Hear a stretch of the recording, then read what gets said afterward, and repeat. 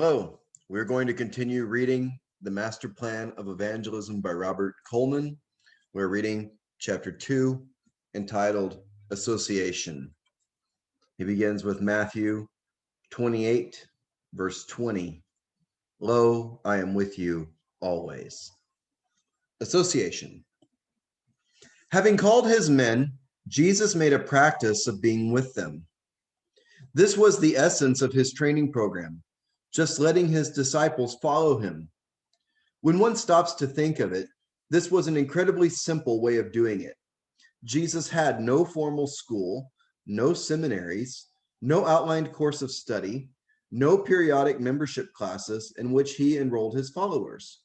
None of these highly organized procedures considered so necessary today entered into his ministry. Amazing as it may seem, all Jesus did to teach these men his way was to draw them close to himself. He was his own school and curriculum. The natural informality of his teaching method stood in striking contrast to the formal, almost scholastic procedures of the scribes. These religious teachers insisted on their disciples adhering strictly to certain rituals and formulas of knowledge which distinguished them from others, whereas Jesus asked only that his disciples follow him. Knowledge was not communicated by the master in terms of laws and dogmas, but in the living personality of the one who walked among them. His disciples were distinguished not by outward conformity to certain rules, but by being with him, and thereby participating in his doctrine. It was by virtue of this fellowship that the disciples were permitted to know the mysteries of the kingdom of God. Knowledge was gained by association before it was understood by explanation. This was best expressed when one of the band asked, "How know we the way?" reflecting his frustration at the thought of the Holy Trinity. Jesus replied, "I am the way, the truth, and the life," which was to say that the point in question already was answered. If the disciples would but open their eyes to the spiritual reality incarnated in their midst. This simple methodology was revealed from the beginning by the invitation that Jesus gave to the men he wanted to lead. John and Andrew were invited to come and see the place where Jesus stayed. Nothing more was said. Yet what more needed to be said? At home with Jesus, they could talk things over, and there in private see intimately into his nature and work. Philip was addressed in the same essential manner. "Follow me." Evidently impressed by this simple approach, Philip invited Nathanael also to come and see the Master. One living sermon is worth 100 explanations. Later, when James, John, Peter, and Andrew were found mending their nets, Jesus used the same familiar words. "Come after me," only this time adding the reason for it, "and I will make you fishers of men." Likewise, Matthew was called from the tax collector's booth in the same invitation, "Follow me." See the tremendous strategy of it? By responding to his initial call, believers, in effect, enrolled themselves in the Master's school, where their understanding could be enlarged and their faith established. There were certainly many things which these men did not understand, things which they themselves freely acknowledged as they walked with him. But all these problems could be dealt with as they followed Jesus. In his presence, they could learn all that they needed to know. This principle, which was implied from the start, was given specific articulation later when Jesus chose from the larger group about him the 12, that they might be with him. He added, of course, that he was going to send them forth to preach and to have authority to cast out devils. But often we fail to realize that what came first. Jesus made it clear that before these men were to preach or to cast out devils, they were to be with him. In fact, this personal appointment to be in constant association with him was as much a part of their ordination commission as the authority to evangelize. Indeed, it was for the moment even more important, for it was the necessary preparation for the other. The determination with which Jesus sought to fulfill this commission is evident as one reads through the subsequent gospel accounts. Contrary to what one might expect, as the ministry of Christ lengthened into the second and third years, he gave increasingly more time to the chosen disciples, not less. Frequently, he would take them with him on a retreat to some mountainous area of the country where he was relatively unknown, seeking to avoid publicity as much as possible. They took trips together to Tyre and Sidon to the northwest, or to the borders of the Decapolis, and to the parts of Dalmanutha, to the southwest of Galilee, and to the villages of Caesarea Philippi, to the northeast. These journeys were made partly because of the opposition of the Pharisees and the hostility of Herod, but primarily because Jesus felt the need to get alone with his disciples. Later, he spent several months with his disciples in Perea, east of Jordan. As opposition mounted there, Jesus walked no more openly among the Jews, but departed thence into the country near to the wilderness, into a city called Ephraim, and there he tarried with his disciples. John 11. When at last the time came for him to go to Jerusalem, he significantly took the 12 disciples apart from the rest as he made his way slowly to the city. Matthew 20 or Mark 10. In view of this, it is not surprising that during Passion Week, Jesus scarcely ever let his disciples out of his sight. Even when he prayed alone in Gethsemane, his disciples were only a stone's throw away. Is not this the way it is with every family as the hour of departing draws near? Every minute is cherished because of the growing realization that such close association in the flesh soon will be no more. Words uttered under these circumstances are always more precious. Indeed, it was not until time began to close and that the disciples of Christ were prepared to grasp many of the deeper meanings of his presence with them, as in John 16:4. Doubtless, this explains why the writers of the gospel were constrained to devote so much of their attention to the last days. Fully half of all that is recorded about Jesus happened in the last months of his life, and most of this in the last week. The course followed by Jesus through his life was supremely portrayed in the days following his resurrection. Interestingly enough, every one of the 10 post-resurrection appearances of Christ was to his followers, particularly the chosen apostles. So far as the Bible shows, not one unbelieving person was permitted to see the glorified Lord. Yet it is not so strange. There was no need to excite the multitudes with this spectacular revelation. What could they have done? But the disciples, who had fled in despair following the crucifixion, needed to be revived in their faith and confirmed in their mission to the world. His whole ministry evolved around them. And so it was. The time which Jesus invested in these few disciples was so much more by comparison to that given to others that it can only be regarded as a deliberate strategy. He actually spent more time with his disciples than with everybody else in the world put together. He ate with them, slept with them, and talked with them for the most part of his entire active ministry. They walked together along the lonely roads. They visited together in the crowded cities. They sailed and fished together on the Sea of Galilee. They prayed together in the deserts and in the mountains. And they worshiped together in the synagogues and in the temple. Still ministering to the masses. One must not overlook that even while Jesus was ministering to others, the disciples were always there with him. Whether he addressed the multitudes that pressed on him, conversed with the scribes and Pharisees, which sought to ensnare him, or spoke to some lonely beggar along the road, the disciples were close at hand to observe and to listen. In this manner, Jesus' time was paying double dividends. Without neglecting his regular ministry to those in need, he maintained a constant ministry to his disciples by having them with him. They were thus getting the benefit of everything he said and did to others, plus their own personal explanation and counsel. It takes time. Such close and constant association, of course, meant that Jesus virtually had no time to call his own.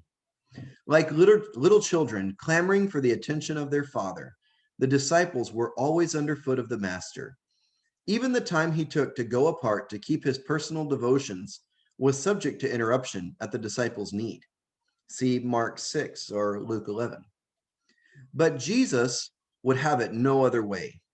He wanted to be with them. They were his spiritual children. And the only way that a father can properly raise a family is to be with it. Nothing is more obvious, yet more neglected, than the application of this principle. By its very nature, it does not call attention to itself, and one is prone to overlook the commonplace. Yet Jesus would not let his disciples miss it. During the last day of his journey, the master especially felt it necessary to crystallize their thinking about what he had been doing. For example, once turning to those who had followed him for 3 years, Jesus said, "You shall bear witness, because you have been with me from the beginning." John 15:27. Without any fanfare and unnoticed by the world, Jesus was saying that he had been training men to be his witnesses after he had gone. And his method of doing it was simply by being with them. Indeed, as he said on another occasion, it was because they had continued with him in his temptations that they were appointed to be leaders in his eternal kingdom, where they would each eat and drink at his table and sit on thrones judging the 12 tribes of Israel. In Luke 22. It would be wrong to assume, however, that this principle of personal follow-up was confined only to the apostolic band.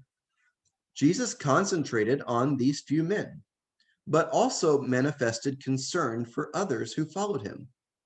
For example, he went home with Zacchaeus after his conversion on the streets of Jericho, and he spent some time with him before leaving the city. After the conversion of the woman at the well in Samaria, Jesus tarried 2 extra days in Sychar to instruct the people of that community who believed on him because of the word of the woman who testified. And because of that personal association with them, many more believed. Not because of the woman's witness, but because they heard for themselves the master. John chapter 4. Often one who received some help from the master would be permitted to join the procession following Jesus, as for example Bartimaeus in Mark 10, Matthew 20, or Luke 18. In such a way, many attached themselves to the apostolic community, as is evidenced by the 70 with him in the later Judean ministry in Luke 10. All of these believers received some personal attention, but it could not be compared to that given to the 12. Mention should be made, too, of that small group of faithful women who ministered to him out of their substance, like Mary and Martha, Mary Magdalene, Joanna, Susanna, and many others, as mentioned in Luke 8. Some of these women were with him to the end. He certainly did not refuse their gracious kindness, and often took the occasion to help them in their faith.